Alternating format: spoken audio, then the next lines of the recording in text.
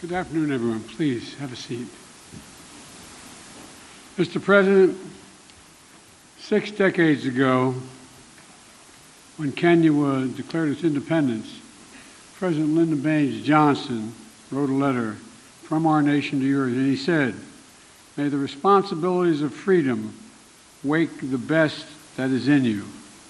Today, we've marked 60 years of partnership between our democracies, and we're fulfilling that wish together, and we're continuing.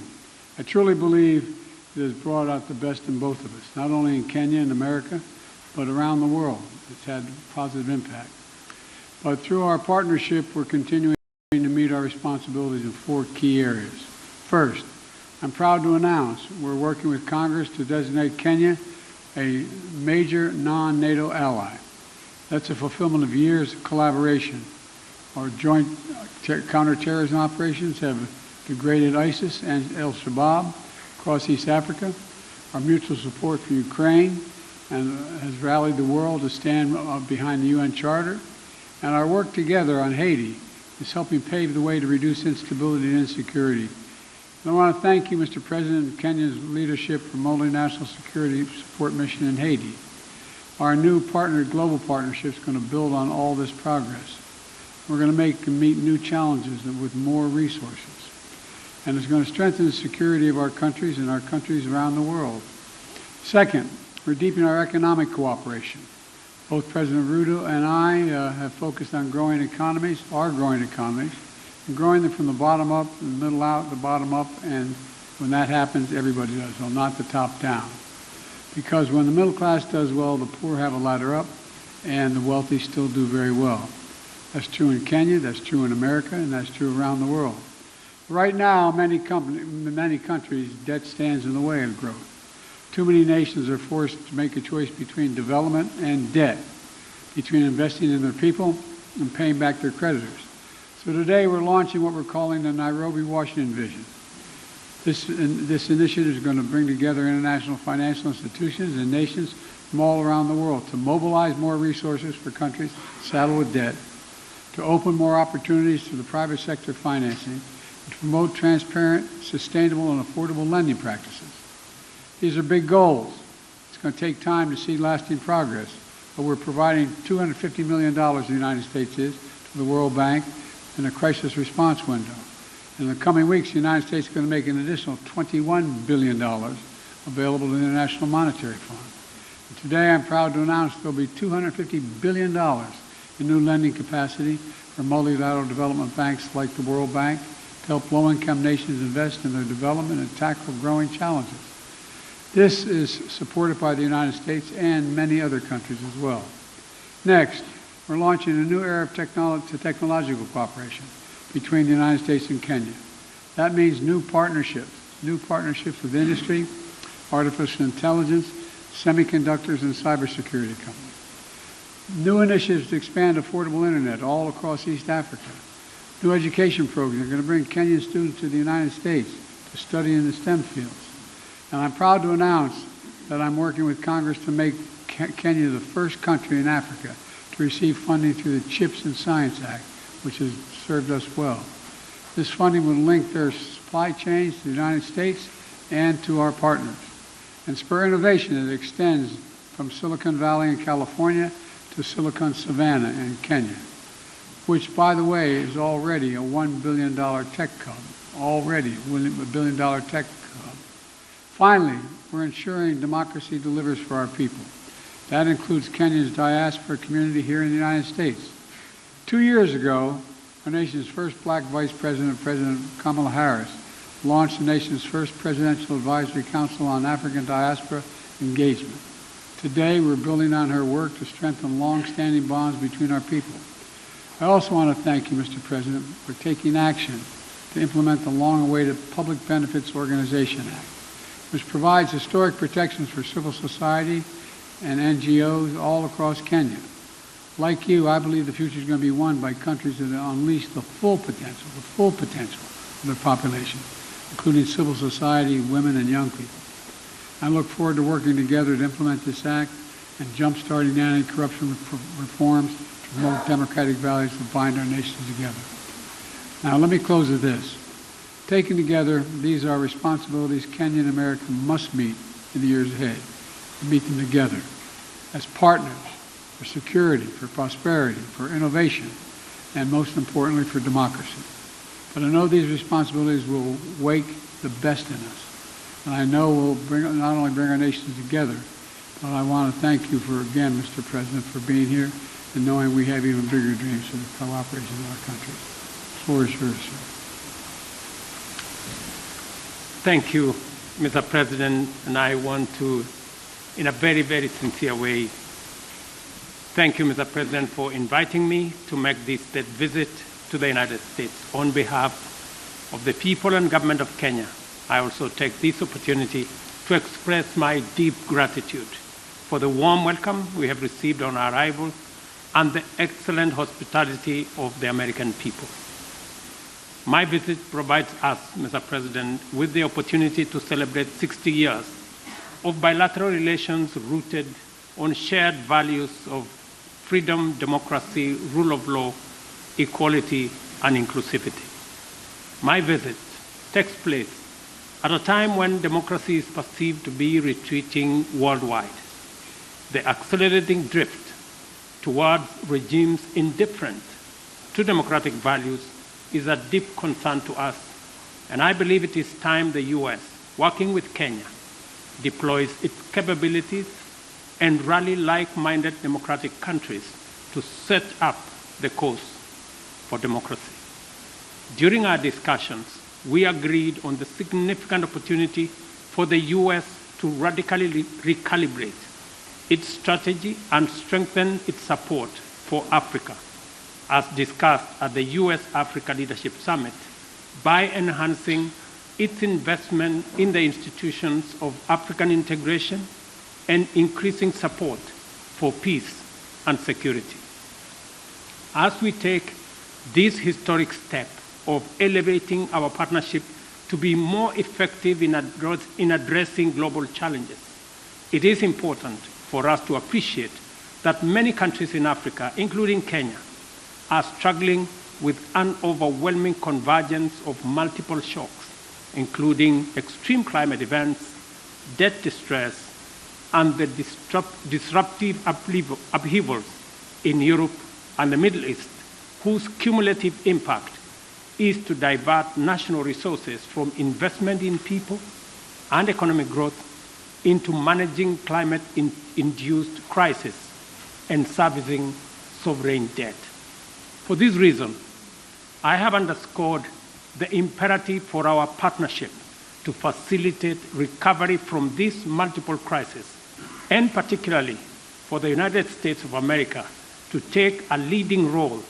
in a comprehensive debt resolution framework by doubling contribution to the concessionary financing window of the World Bank, and also to work with the IMF on rechanneling SDRs to institutions like the Africa Development Bank to further leverage on private sector funding to support countries. Unless this is done, and done immediately, the values of freedom, democracy, and the rule of law are in great jeopardy. On regional peace and security in the Horn of Africa and the Great Lakes region, I express optimism that Kenya and the US will innovatively design appropriate defense and security frameworks to help Kenya as the anchor state and the region in general to deal with the peace and security challenges that are undermining human well-being, slowing down development, and also having a negative impact on democracy. We affirmed our mutual commitment to the stabilization of Haiti through the multinational security support mission. The Kenya-UN Climate and Clean Energy Industrial Partnership we have just committed to is an encouraging milestone on our collective journey and builds on the paradigm shift we have inaugurated at the Africa Climate Summit in Nairobi last year. Accordingly, Africa's resource potential is a huge opportunity to deploy US technology and investment to catalyze unprecedented growth through green industrialization. We've also agreed to hasten the renewal of the Africa Growth and Opportunities Act to sustain the rising momentum of our investments and exports in the manufacturing space. Similarly, we agreed to undertake sustainable green growth by facilitating conclusion of our strategic trade and investment partnership alongside the renewal of AGOA. During our discussions, I witnessed firsthand President Biden's and the US government's determination to make our partnership work and resolve to spread and deepen the roots of freedom, democracy, security, and prosperity throughout the world. As my visit comes to a close, I am confident that our engagements have laid a solid foundation for us to continue the good work we have begun with stronger faith and greater hope for success, because in Joe Biden, Kenya and Africa have a strong and committed friend. I thank you. Thank you, Mr. President. You do have a friend, and you know, the African continent could have 1 billion people not too soon. The idea we're going to ignore it, it makes no sense at all. First question, Michael Wilner, McClatchy. Thank you, Mr. President. 2 questions, if I may, on... No, 1. I'm going to do my level best on Haiti and on Israel. Your administration went on a worldwide search for security forces, Beninese forces, Bangladeshi, Canadian, Chilean, any but American forces to stand up this multinational security support mission for Haiti before Kenya stood up to lead. Can you explain why it is that you believe, on the one hand, that this mission is so critical, and on the other, why it is that you have categorically ruled out contributing U.S. forces to this effort? Is it your goal to beat back Haiti's gangs or to contain them? And on Israel, does the United States... One question. I'll answer your question. Okay, yeah. The question with regard to Haiti is, we concluded that for the United States to deploy forces in the hemisphere just raises all kinds of questions that can be easily misrepresented about what we're trying to do, and be able to be used by those who disagree with us and against the interest of Haiti and the United States. So we set out to find a partner or partners who would lead that effort that we would participate in, not with American forces, but with supplies and making sure they had what they needed. And so, you know, I'm very grateful for President Ruto's leadership here, multinational effort, but Kenya's willingness to really lead this matters. You're not the only country, but you're leading this effort. And there's going to be U.S. forces, none on the ground, but we're going to supply logistics, intelligence, and equipment. Matter of fact, some equipment has already arrived. And Kenya is stepping up with police, and other countries plan to do as well. The United States is going to support the collective effort here. And of course, Kenya won't be going it alone. We're working with Congress to provide $300 million to MSS mission and an additional $60 million for equipment assistance. And we've received and are continuing to bring major contributions from other partners in as well. President Ruto and I agree that Haitian people deserve better, they deserve peace and security, and I thank him for taking on this responsibility, but we have his back and we're there all the way. I do have a question for you, President Ruto, but before I do, I do very briefly have a question on whether the United States has any evidence at all that would substantiate the ICC prosecutors' specific allegations against Israeli leaders that they are using starvation as a tactic of war in Gaza, or exculpatory evidence for that matter, and if you would commit to releasing that information before any potential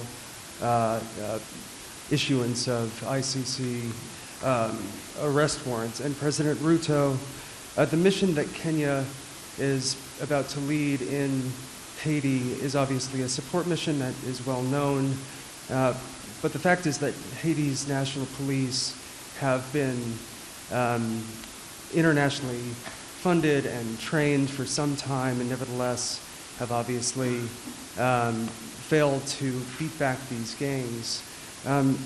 Will Kenyan forces in partnership with the MSS be out front in the fight against these gangs, or will they be a static force behind the HNP?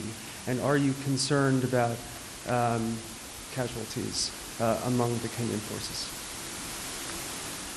Thank you very much.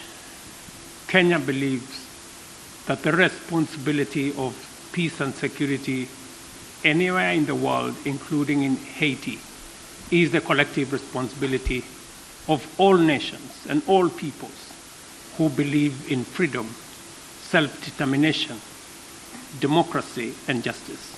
And it is the reason why Kenya took up this responsibility, because we have been participating in peacemaking, and we have been participating in peacekeeping over the last 40 years in 47 countries, including very difficult neighborhoods like what we're going to face in Haiti. We are going to take up that responsibility alongside the Haiti police, and we have clear modus operandi, how we are going to relate with the situation on the ground that has been agreed under the United Nations framework. So we are looking forward to this deployment because we believe that the women and children in Haiti deserve peace like all other women and children and people around the world. Look, we made my position known on ICC. You guys never keep the deal, but that's okay. We've made our position clear on the ICC. We don't recognize the jurisdiction of ICC the way it's being exercised, and it's that simple.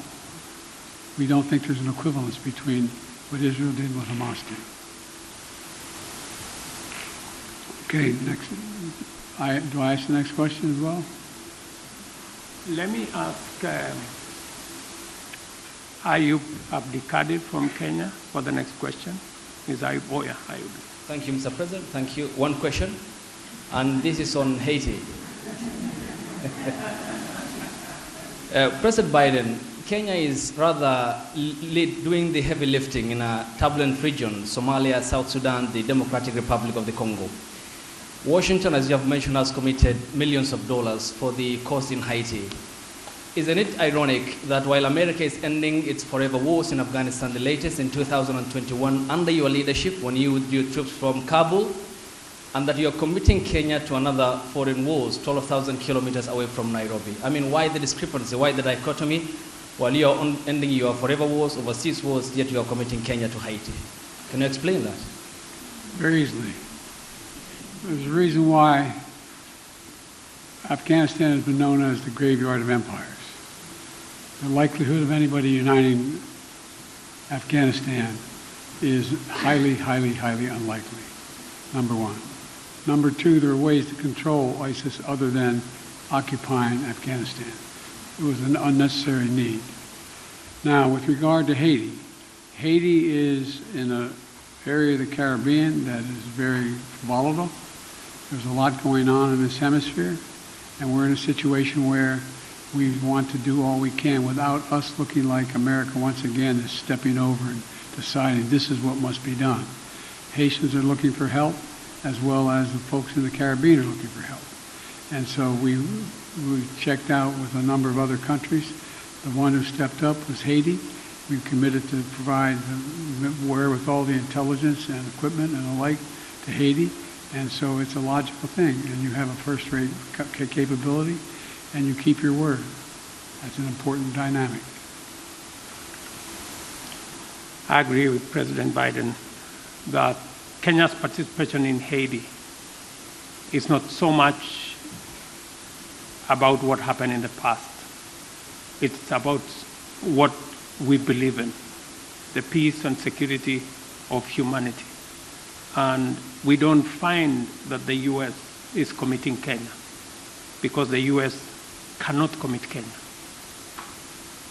I am the president of Kenya. It's me to make that decision. And it's the people of Kenya to commit their own troops using their own structures.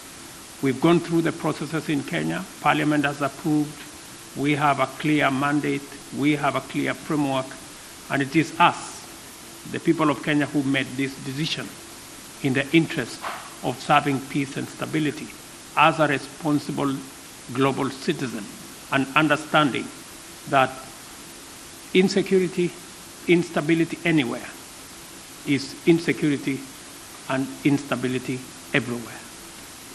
And by the way, you asked about, you implied that we weren't doing anything anywhere else. Well, we're kind of occupied around the world, but we're also engaged in Congo, in the neighborhood. And, you know, we're going to continue to help alleviate human suffering there. The United States is the largest humanitarian donor, providing $375 million in humanitarian funding just this year, including support for more than 6 million displaced people from the DRC. So we are engaged in more than one place. Follow up to my president, Dr. Ruto. You said that Kenya is committed, and in your Carter speech in Atlanta, you said it's based on humanitarianism, helping Haiti out. But can you explain the geopolitical goal, 12,000 kilometers away from Nairobi, when schools in the counties of Baringo, West Pokot, and Turkana have not yet opened because of the banditry problem, yet you are committing our national police force to Haiti, and where is the priority? This being one of your major manifesto pillars, talking about security, and to the extent that even the Defense Cabinet Secretary talked about the deployment of, if need be, the Kenyan military or the special personnel to make sure that schools are open, children go to school in areas that are bandit-prone in Kenya. Why are you committing to Haiti when we have a problem back home? Is it an irony that you are putting the fire in the faraway neighbor's home when on our own home is on fire? Thank you very much. I made a commitment to the people of Kenya to sort out insecurity in the North Rift. I have followed that with action. As we talk, there are 3,000 military officers in the North Rift, 2,000 police officers in the North Rift. We have renovated the first 15 schools and completed. We have reopened 20 schools already that were closed in the North Rift, and that exercise is ongoing. We have made tremendous progress in making sure that we create security at home, but that does not take away our responsibility. Even as we were deploying troops and policemen in our own country, in North Rift, to sort out the banditry problem, we still deployed 1,000 troops to DRC Congo, because that is our neighborhood. We have 5,000 troops in Somalia, because equally that is our responsibility. And Haiti should not be an exception. That's why deploying 1,000 security men to Haiti speaks to the same belief and commitment to peace and security. Next question from April Ryan. Mr. President, President Biden, President Ruto, thank you. First of all, when you talk about Haiti, President Ruto, you said Haiti is a collective responsibility for all nations. And for you, Mr. President, President Biden, President Ruto, do you believe that these nations can break the back of this militia that has gripped the nation there? And also, when it comes to Congo, thank you, Mr. President, for bringing up what the United States is doing for the Congo, especially as that flag was behind you at Morehouse. Mr. President, could you tell me what the African Union is doing, as well as Kenya is doing, when it comes to the humanitarian crisis in the Congo? Thank you. What was my question? Sir, your question was Haiti. Can the United States and Kenya, or the nations collectively, break the backs of this coordinated militia that has the grips of the nation, that nation? Yes. The very way we're doing it. We're not talking about a 1,000-person army that's made up of trained persons. This is a crisis. It's able to be dealt with. And we think we can deal with this way with a multinational approach, with Haiti leading the way and us providing the intelligence as well as equipment. gangs and criminals do not have nationalities. They have no religion. They have no language. Their language is one. To deal with them firmly, decisively, within the parameters of the law. And that's why we're building a coalition of nations beyond Kenya and the US, many who are making contribution towards the MSS force in Haiti to secure that country and to break the back of the gangs and the criminals that have visited untold suffering in that country. On DRC, the AU, the East African Community, and Kenya are seized with that matter. I've just told you that Kenya had 1,000 troops in Haiti. We now have another 800, not in Haiti, but in DRC. We now have another 800 troops from SADC. We are going to be having a meeting of the East African Community. I did send my my foreign minister to Kinshasa. They had a conversation. And shortly, we will be looking at how to begin the dialogue process under the Nairobi process, because we believe there is no military solution to what is going on in DRC, but instead, dialogue should be able to give us the necessary momentum and outcomes that would settle the matters in Eastern DRC. So both the AU, the East African Community, and Kenya as a country are seized of that matter. We know that the humanitarian crisis in Eastern DRC has displaced close to 7 million people. And I want to thank the United States of America for stepping in with humanitarian support for that region, because it is a collaboration of different countries in different ways to deal with that situation. The rest of us are committing troops. We are committing deploying our infrastructure to facilitate the resolution of the matters in DRC.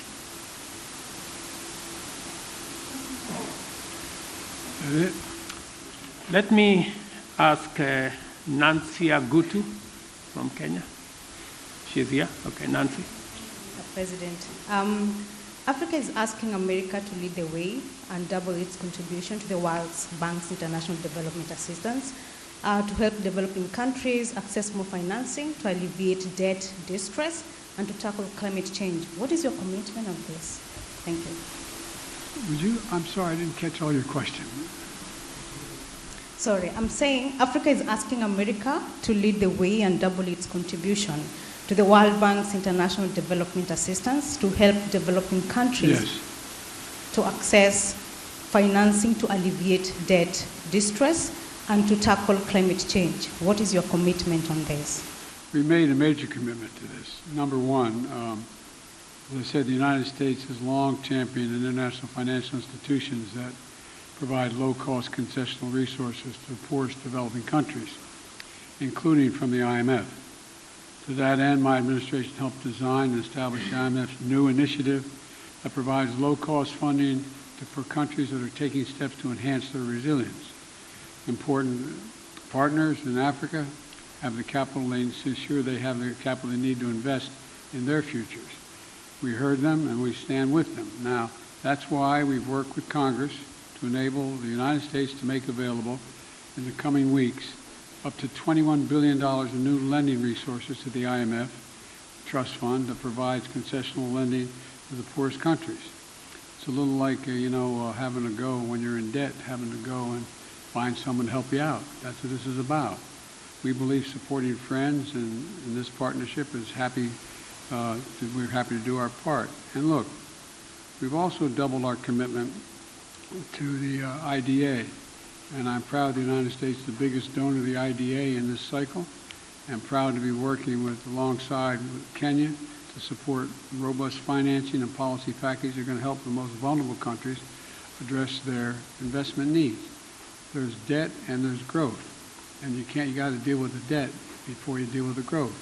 And so we're trying to use international lending organizations to be able to provide that capability so people can grow. That's what it's about. Whoa!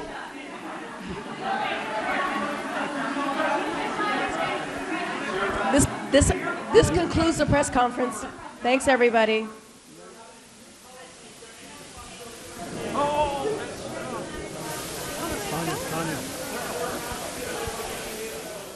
Thanks, you, everybody. This concludes the press conference. Thank you. Thanks, everybody.